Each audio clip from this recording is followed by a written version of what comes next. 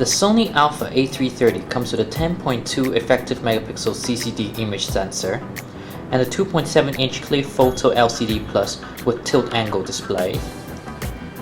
It also has a 9-point center cross autofocus system and steady shot insight for built-in image stabilization.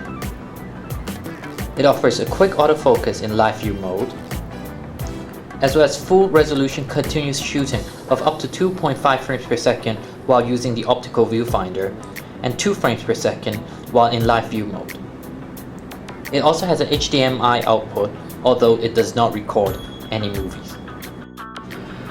The Sony Alpha A330 lens kit comes with instruction manual, quick start guide, software CD, neck strap, USB cable, eyepiece cover, rechargeable battery, battery charger, power cord, the 18-55mm lens, and of course the Sony Alpha A330 body itself.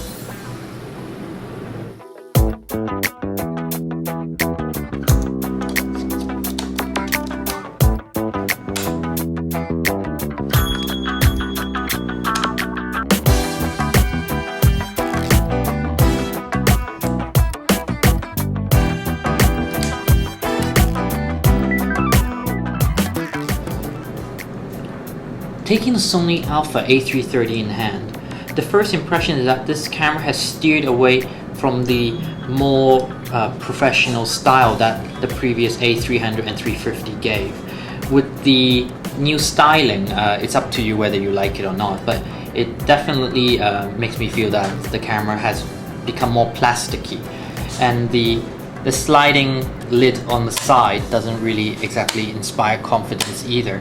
I found it rather tacky. However, you do get the benefit of 2 memory card slots, one for your memory stick and another for SD card. However, you can't use them simultaneous or as backup. You can only select and choose one with the switch over here. So if you throw it to the SD card, you'll be reading off this SD card slot, or to the memory stick slot. Beneath the switch, you have an HDMI connection.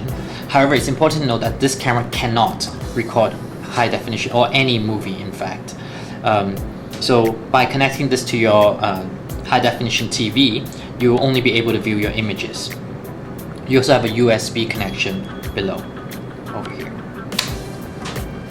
On the other side, you have your DC in on its own.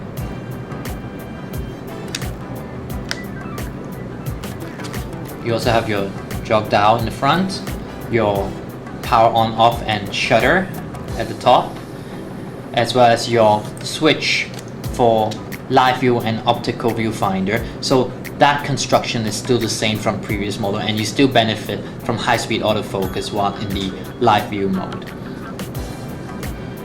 You have your menu button on the top over here, as well as your function button, your multi-selector, a delete button, and also a playback button.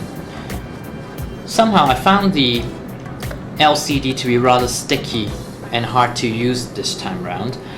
Not sure if it's because the model is new or if they've actually made some changes. It's more shiny, as well as more pretty to look at, but it feels definitely too sticky for my liking. So unfortunately, that's another negative for this camera. You have your dioptics on the side, and also your iStar autofocus. If I were to power on the camera, you would see the camera interface where you have your shutter speed and aperture, as well as the other flash, etc. The camera offers a host of different modes, which include flash off, portrait, landscape, macro, sports, sunset, night portrait, manual exposure, shutter priority, aperture priority, program auto, and of course, full auto. Changing into different mode will of course allow you to use, for example, if I use it to shutter mode, I can use the functions where I can actually choose different shooting function menu and make my necessary settings. In auto mode, this will not be available. accessing the menu, you can see a list of the different features that's available. It's all very simple, so you don't have to worry about getting confused or overwhelmed.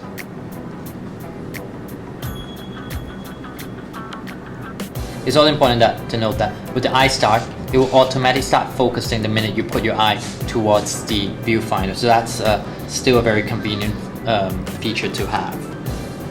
Turning on to live view,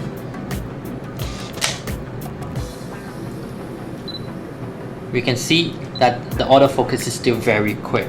However, it may be a cause of this autofocus innovation that has caused Sony to lag behind other manufacturers in the development of high-definition video recording in a DSLR.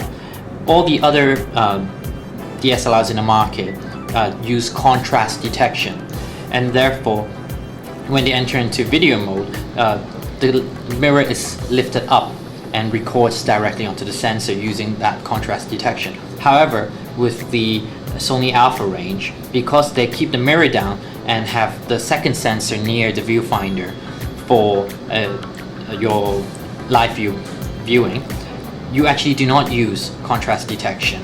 And so that may be a bottleneck for future Alpha models developing video recording, or at least for this range anyway. So this release was actually quite disappointing, especially given the recent releases from competitors, which were very exciting.